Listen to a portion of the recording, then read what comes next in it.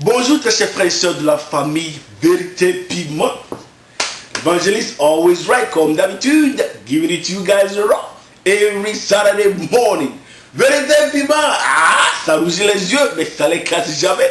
C'est un peu trop pimenté, un peu d'eau glacée, ça va aller.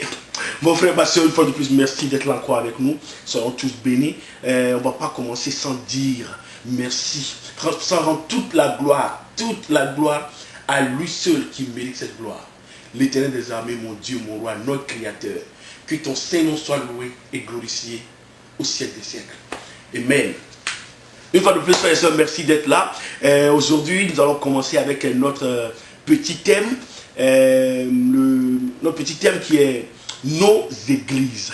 Le thème c'est nos églises. Aujourd'hui le titre c'est et toi-même, en guillemets, et toi-même. Mon frère, ma soeur, vous savez, c'est très bien et c'est très recommandé d'appartenir à une communauté religieuse, d'aller à l'église, d'appartenir à une église, d'avoir un pasteur, d'avoir un mentor, d'avoir des gens avec qui tu peux discuter, tu peux avoir des conseils, tu peux avoir des directions par rapport à ta vie spirituelle, à ta vie chrétienne. Mais mon frère, ma soeur, permets-moi de te dire aujourd'hui que le jour du jugement, le dernier jour, le jour du jugement, on ne va pas te demander quelle église tu fréquentes. Donc, pardon, arrêtons de jurer par nos églises. Arrêtons de vanter nos églises. Le jour du jugement, on ne va pas te demander qui est ton pasteur, mon frère, ma soeur. Ton pasteur, lui-même, il se cherche parce qu'il y a un jugement qui l'attend aussi. Mon frère, là-bas, on est seul. On va là-bas un à un. Il n'y a pas quelqu'un qui va avec quelqu'un. Non, c'est toi. Ce qui te sauve, mon père, ma soeur, c'est ta relation spirituelle, ta relation personnelle que tu as avec ton Dieu. C'est ce qui est plus important. Une fois de plus, c'est bien d'appartenir à une église, c'est bien d'appartenir à une communauté spirituelle, religieuse, mais ce qui est plus important, c'est ta relation personnelle avec Dieu. C'est ce que tu as fait de ton cœur. C'est l'amour que tu as démontré à travers ta vie. La manière dont tu as appliqué les lois de l'Éternel, c'est ce qui est plus important. Je ne comprends pas.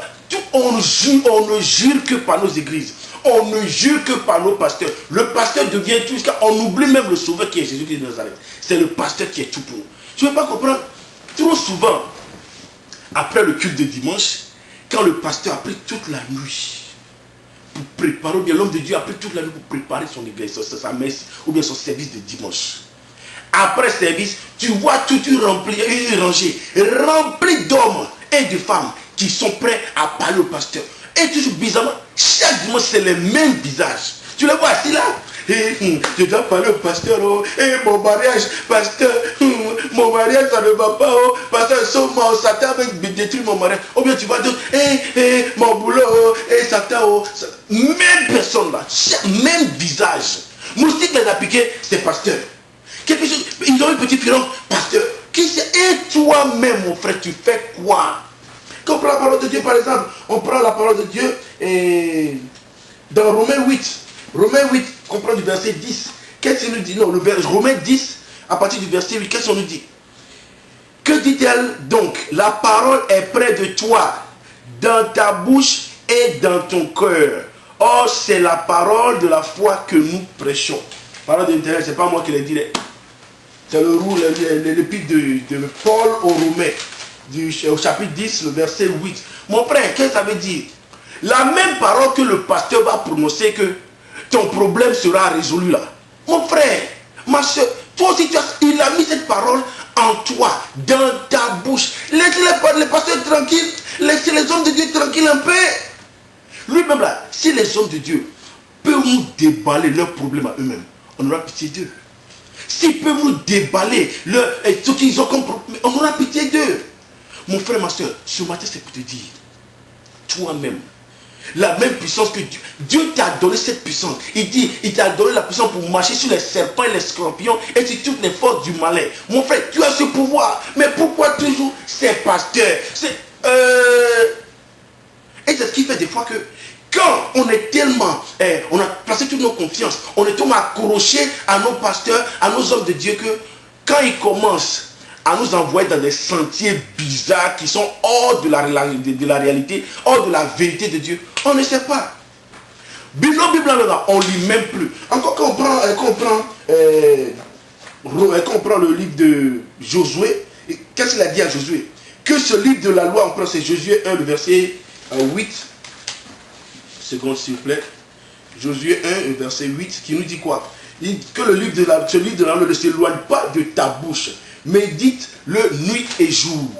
Mon frère, si tu ne lis pas, si toi-même tu ne fais pas tes recherches, si toi-même tu ne construis pas une relation personnelle avec ton Dieu, mais ça ne va pas t'étonner quand l'homme de Dieu vient, lui que tu suis à tout moment, sans cerveau, sans oreille, c'est lui qui est ton tout.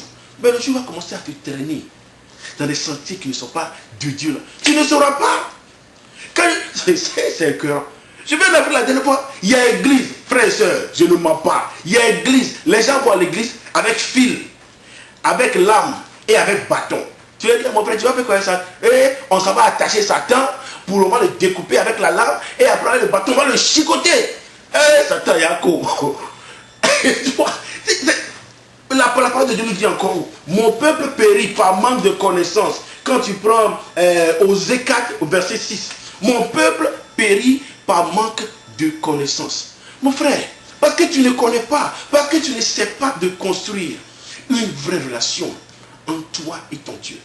Toi, ta relation, moi en tout cas, frère et soeur, vérité puis moi, entre moi et puis Jésus là, il n'y a personne.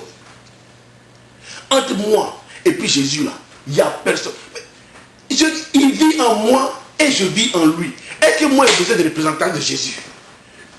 Une fois de plus, je ne suis pas là pour critiquer une église. Moi là, Jésus là, il n'y a pas son représentant. Il est en moi et je suis en lui. Quand il y a un problème là, mets ton genou à terre, pas lui. On n'a pas toujours besoin d'aller vers d'autres là, mais on paie même l'argent pour prier pour eux.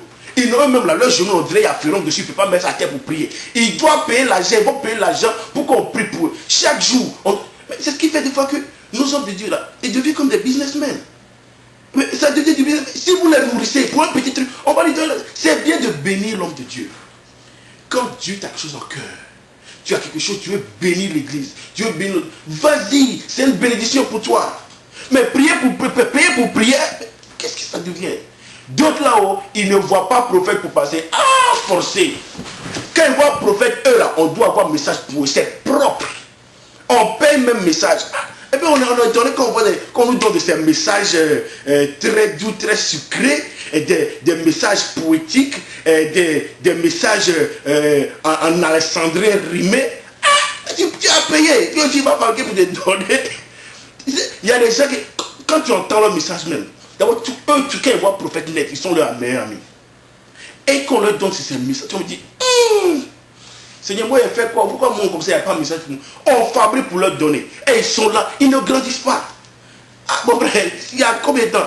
Depuis on t'a donné, on t'a dit, ouais, dans 2 semaines, toi là, c'est Mercedes, tu vas rouler. Ça fait 10 ans, on t'a donné le même message là. Mon frère, tu as toujours la même vieille Vespa là. Ça fait 10 ans, on t'a dit dans 2 semaines.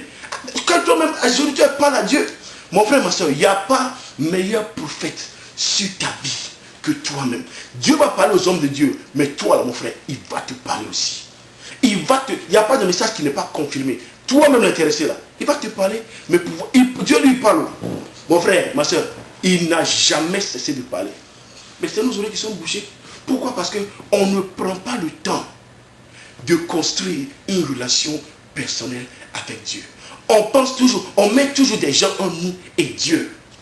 Mon frère, ma soeur, c'est mon message de ce matin. Construisons nos relations avec Dieu. Prions pour les hommes de Dieu. On doit même plus prier pour eux, pour que plus qu'eux ne prient pour nous, si on ne sait pas. Pourquoi c'est les gens qui sont attaqués à tout moment? Il suffit d'un petit truc, leur orgueil peut grossir, leur tête peut grossir. Et il y a beaucoup de choses qui traversent. Et c'est pour ça que très souvent, on est tellement accroché avec eux. Quand l'homme de Dieu tombe, toute l'église tombe. Tout le monde tombe. Pourquoi? Parce qu'on est plus accroché. On n'a même plus de Dieu dans nos têtes. Tout est l'homme de Dieu. Mon frère, ma soeur, c'est notre petit message de Dieu. Et toi-même, qu'est-ce que tu fais pour ta vie? Et toi-même, c'est quand tu vas mettre ton genou à terre pour prier. Et toi-même, c'est quand tu vas construire ces relations pour que Dieu te parle directement. Mon frère, une fois de plus, il vit en toi et tu vis en lui. Il va te parler. Il va te guider.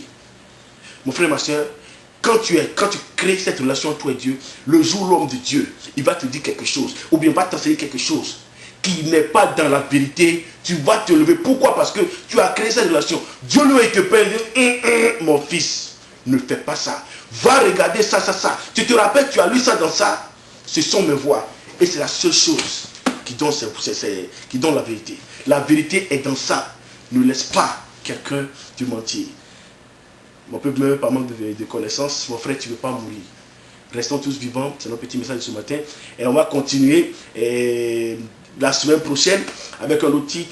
Toujours dans notre thème, nos églises. Aujourd'hui, une fois de plus, le titre c'est quoi, mon frère? Et toi-même. C'est notre petit message de ce matin. Soyons tous bénis. Mon frère et ami, l'évangéliste Always White Bona. Si c'est un peu trop demandé, un peu d'eau glacée, ça va aller. De toute façon, je vous aime beau. Je vous aime beau, frère.